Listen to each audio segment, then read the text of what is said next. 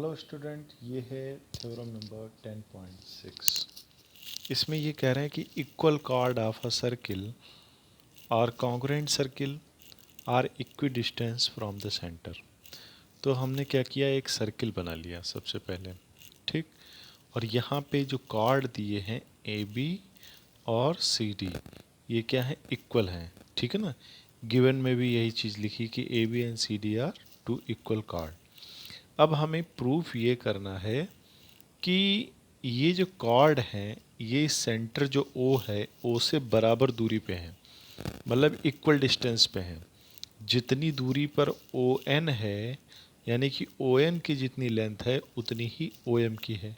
अच्छा, एक बात ध्यान रखो, सेंटर से जब भी तुम कॉर्ड की लेंथ नापोगे तो बेटा कॉर्ड की लेंथ हमेशा परपेंडिकुलर नापी जाती, ना कि तुम ऐसे टेढ़ी करके नापोगे। तो बेटा जाहिर सी बात, तुम अगर यहाँ से इधर कोना नापोगे तो ये तो दूर पड़ेगा ना, ठीक।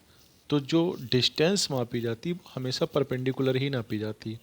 तो हमने यहाँ से क्या किया कंस्ट्रक्शन में कि सेंटर से इस कॉर्ड पे परपेंडिकुलर ड्रॉ कर दिया, और ये ही काम हमने इधर भी कर दिया, ठीक।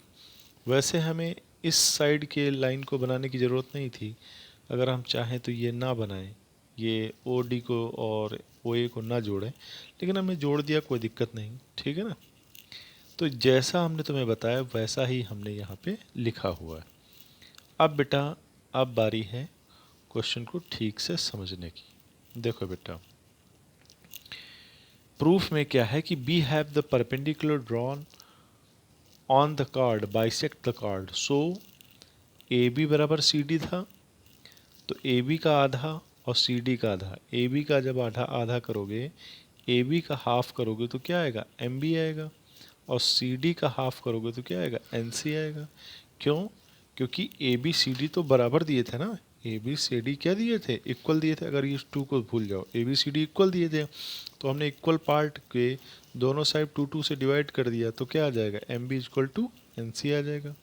अब तुम कह सकते हो सर, आपने ए बी का जब आधा किया तो उसकी जब एम बी क्यों लिखा, ए एम क्यों नहीं लिखा। हम ए एम भी लिख सकते हैं, हम ये इधर वाला फिगर लेके चल रहे हैं, इधर वाला फिगर, ठीक। इसलिए किया। अगर हम इधर वाले फिगर को लेकर के प्रूफ करते तो हम ऐसा कर सकते थे कि जहाँ पे एम बी लिखा उसकी जगह पे हम ए एम भी लिख सकते थे, ठीक है ना। तो अब हमने इसको इक्वेशन फर्स्ट मान लिया। अब बेटा इस ट्रायंगल में करना क्या है कि O M B O N C दोनों ट्रायंगल उठाओ, इनको कॉन्ग्रुएंट दिखाओ। कॉन्ग्रुएंट दिखाने का तरीका ये है कि देखो बेटा, ये राइट एंगल ट्रायंगल है, ये भी राइट एंगल ट्रायंगल है, और ये है हाइपोटेन्यूज। तो ये साइड इस साइड के बराबर होगी कि नहीं। क्यों? क्योंकि ओ बी और ओ सी दोनों क्या है, हाइपोटेन्यूज हैं। और उसके बाद में एम बी और एन सी को तो हम अभी भी प्रूफ करके आए हैं कि ये क्या है, इक्वल है। तो हमें आरएचएस प्रॉपर्टी लगाने में दो ही चीज़ें चाहिए होती हैं, एक तो हाइपोटेन्यूज इक्वल होना चाहिए, दूसरा उसकी कोई साइड इक्वल होनी चाहिए, ठीक।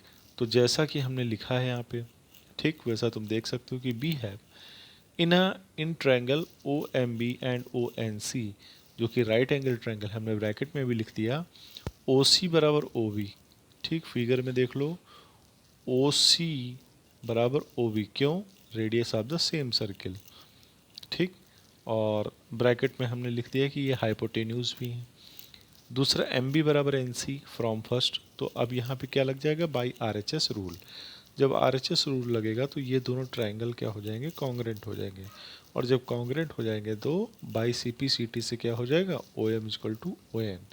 क्योंकि जब कोई चीज़ कॉन्ग्रुएंट हो जाती है, जैसे ये ट्रायंगल और ये ट्रायंगल जब कॉन्ग्रुएंट हो गए, तो सेंटर से जो डिस्टेंस थी ओ एम और ओ एन, ये भी साइडें हैं ना इनकी, ये भी इक्वल हो जाएंगी, ठीक है बेटा।